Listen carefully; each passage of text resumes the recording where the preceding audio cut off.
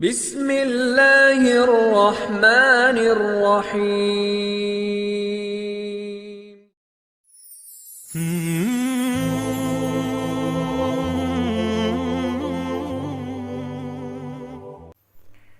Bismillahirrahmanirrahim. Assalamualaikum warahmatullahi wabarakatuh.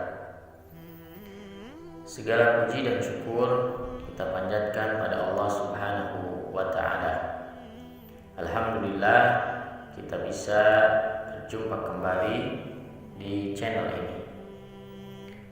Salawat dan salam selalu kita curahkan pada junjungan kita Nabi Muhammad sallallahu alaihi wasallam.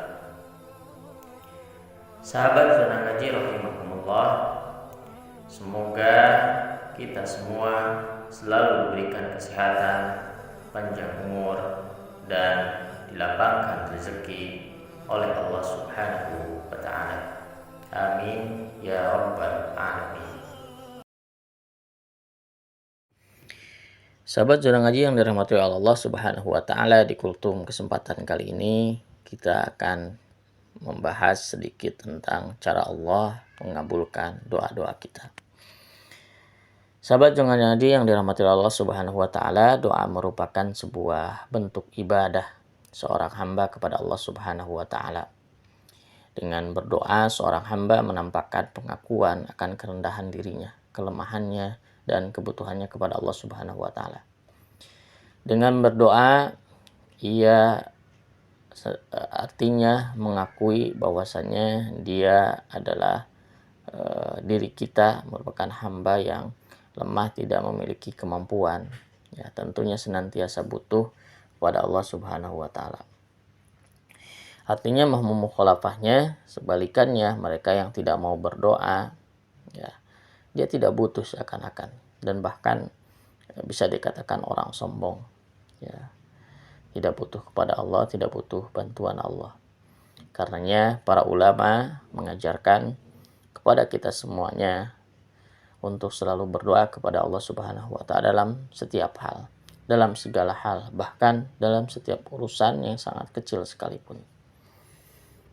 Hal ini ditegaskan dalam Al-Qur'an. Allah Subhanahu wa ta'ala berfirman, "Wa idza sa'alaka ibadi anni fa inni qarib ujibu da'watad da'i idza da'an." Dan apabila hambaku bertanya kepadamu wahai Muhammad tentang aku, maka jawablah, aku sangat dekat. Aku akan menjawab doa-doanya ketika dia berdoa kepadaku. Kemudian juga dalam surah Ghafir ayat ke-60, wa qala rabbukum ud'uni astajib lakum. Allah Subhanahu wa ta'ala telah berfirman, berdoalah kalian wahai manusia kepadaku, maka aku akan mengabulkan doa-doa kalian. Sahabat zona ngaji yang dirahmati Allah Subhanahu wa ta'ala, dari dua ayat tersebut maka para ulama mengartikan dua ayat tersebut adalah sebagai motivasi untuk kita senantiasa berdoa kepada Allah Subhanahu wa ta'ala, dan harus punya keyakinan bahwa Allah Subhanahu wa ta'ala akan mengabulkan doa kita. Harus digarisbawahi ya, ketika kita berdoa maka kita harus yakin bahwa doa-doa kita akan dikabulkan. Jangan sedikit-sedikit ada keraguan dalam berdoa. Rasulullah Shallallahu alaihi wasallam bersabda dalam sebuah hadis, "Ma min muslim yad'u bidawati laisa fiha ithmun wala qati'atur rahim illa atahu Allahu biha ihda salas. Imma an tu'ajjala lahu da'watuhu wa imma an yaddakhiraha lahu fil akhirah wa imma an yasrif anhu minas su'i misluha." Qalu idza naksur qala Allahu aksar.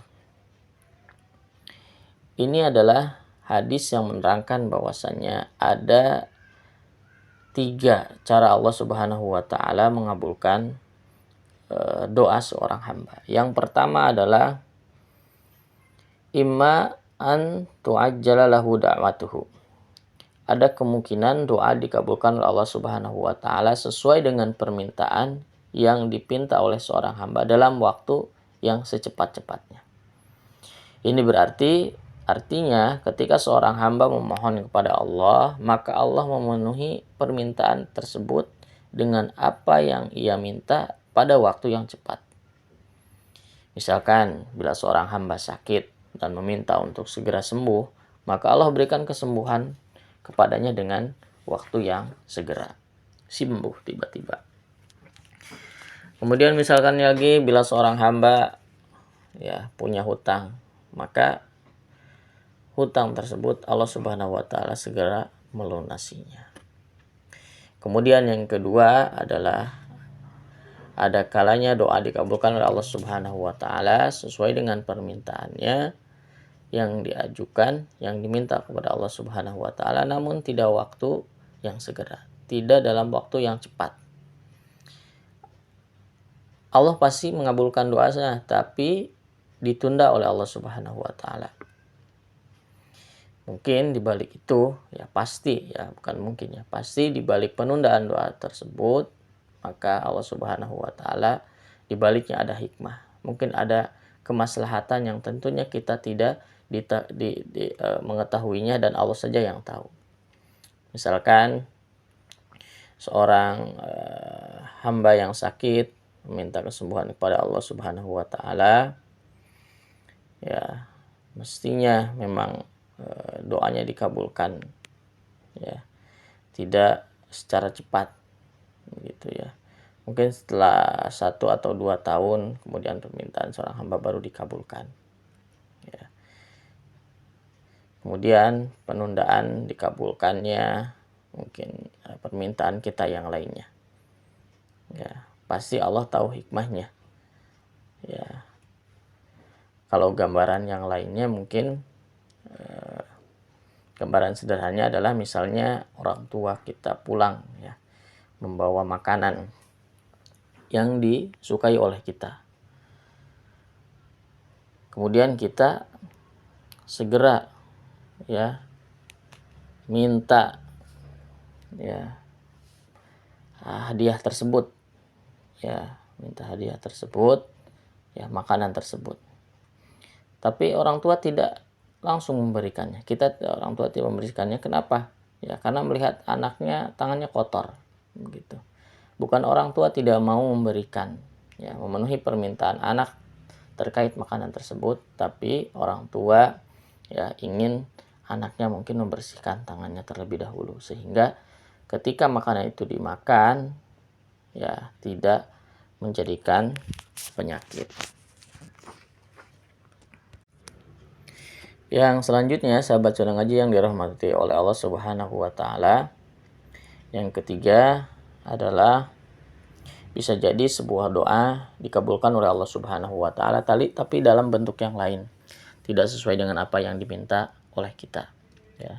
Ini dikarenakan apa yang diminta oleh seorang hamba sesungguhnya tidak ada maslahat dan manfaat baginya.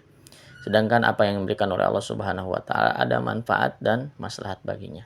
Atau bisa jadi apa yang diminta oleh seseorang atau kita ada manfaatnya, namun yang diberikan Allah lebih bermanfaat dan lebih bermaslahat. Misalkan seorang pelajar yang ingin meneruskan pendidikannya ke jenjang yang lebih tinggi, namun minimnya biaya, ia berdoa kepada Allah Subhanahu wa taala untuk mendapatkan beasiswa.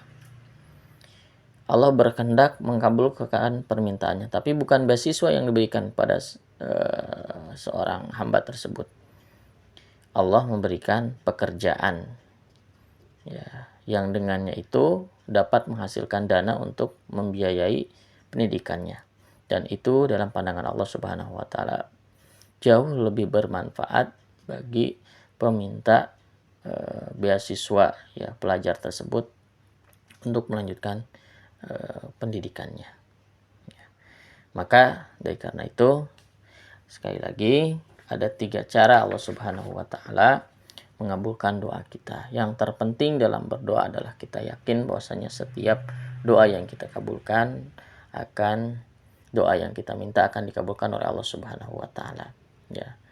Mungkin doanya akan dikabulkan secara cepat, mungkin juga sedikit tertunda, atau juga doa kita dialihkan kepada hal yang lebih baik menurut pandangan Allah Subhanahu wa taala. Mari kita perbanyak doa di sisa hari Ramadan ini, terutama kita berada di bulan yang mulia dan di waktu-waktu yang sangat mulia. Qulu qouli hadza wa astaghfirullahaladzim li wa lakum. Subhanakallahumma bihamdika asyhadu an la ilaha illa anta astaghfiruka wa atubu ilaik. Wassalamualaikum warahmatullahi wabarakatuh.